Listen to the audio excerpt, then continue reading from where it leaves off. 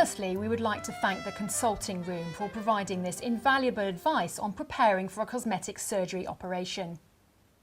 Taking the step to embark on a cosmetic surgery operation is not something to be taken lightly. So it's important to know what you need to do, or perhaps more importantly, what you need to not do before the day of surgery. We all know how important it is to research both the cosmetic surgery itself and the surgeon who you will choose to perform the operation before you commit to going under the knife. You need to make the decision in an informed, considered and unhurried fashion, without rushing to secure any kind of deal or price-based advantage. It is your health we're talking about here after all. Despite the elective nature of cosmetic surgery, it's still very much a medical procedure. It's also important that once you are going ahead with cosmetic surgery, that you prepare yourself properly to get the best result from the procedure and to avoid any possible complications. As with most things in life, this boils down to a list of do's and don'ts. Firstly, the do's. If you have plenty of time before your anticipated surgery date, do lead a healthy and active life.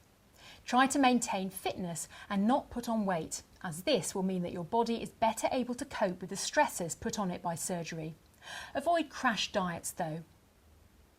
Do let your surgeon or the clinic know if you develop an illness in the days prior to your surgery, such as a chesty cough or cold, as this could affect your eligibility to be operated on when planned, due to the increased risk of complications.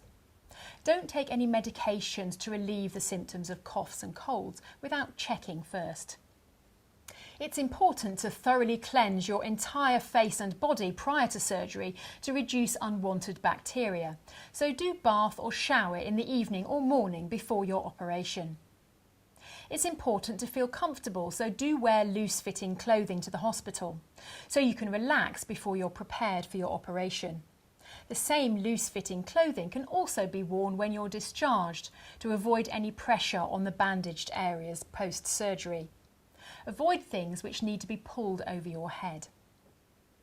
Do continue to take any medication prescribed by your general practitioner prior to and on the day of your surgery, unless you are directed otherwise by your cosmetic surgeon.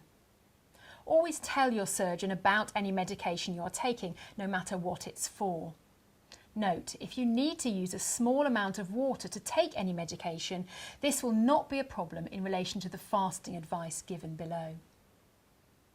Do take paracetamol to relieve any pain or discomfort that you are experiencing for any reason before your surgery. To help reduce bruising following your surgery, do take arnica tablets if you wish. Arnica, a herbal remedy, is available over the counter from pharmacies and health food shops and is routinely recommended by medical practitioners as a supplement to decrease bruising and swelling and to promote healing after surgery and injury. Do purchase and have ready any compression garments or post-surgery bras recommended to be worn after the procedure, if these aren't routinely provided by the surgeon or clinic. Do make sure that someone can collect you and take you home once you are discharged following your operation. You will not be able to drive yourself. Do make sure that someone can look after you at home for the first 24 to 72 hours following your surgery. The time frames will depend on the type of surgery you have had and your recovery from it. And now the don'ts. Ideally, give up smoking if you're having any procedure, but especially when undergoing facelifting, breast uplift or reduction, or a tummy tuck. Don't smoke for at least 4 weeks before and 4 weeks after your surgery. Smoking has an effect on the blood supply and is known to slow down the speed of wound healing, which may result in serious complications. It can also affect how you cope with and recover from anaesthesia, so is best stopped if at all possible. Don't have anything to eat or drink for at least 6 hours before your surgery. It can be dangerous to have food and drink in your stomach whilst you are under a general anaesthetic. This is because the natural reflexes of your body are stopped whilst you're under, so there is a risk of vomiting or regurgitation of food if it's in your stomach. This in turn could spill into your lungs, affecting breathing and causing other damage. Don't take aspirin or ibuprofen or other non-steroidal anti-inflammatory drugs known as NSAIDs to relieve any pain or discomfort that you are experiencing for any reason before your surgery. NSAIDs increase the risk of bleeding, so it is recommended to avoid them or stop taking it for at least 10 days before your operation. Use paracetamol instead. Don't take herbal medications or diet supplements for at least 2 weeks before your surgery, unless you have checked with your surgeon, as some, such as ginseng and ginkgo biloba, can increase surgical risks. Read more about the dangers of herbal supplements and cosmetic surgery. On the day of your surgery, don't wear any makeup on your face, as it can interfere with the ability of the medical practitioners to monitor you properly during the surgery.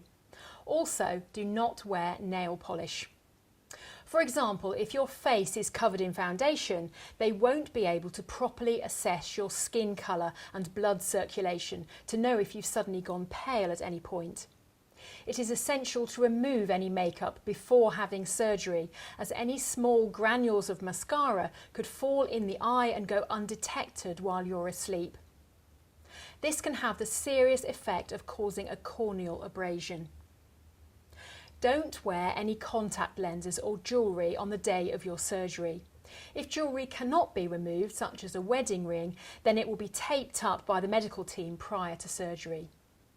If there is anything that you're worried about or simply not sure about, such as if you can or can't do something, then never be afraid to ask. All surgeons want their patients to be at ease and to be fully informed about the process. They will be happy to answer all your questions. Once more, we would like to express our thanks to the consulting room for this invaluable advice.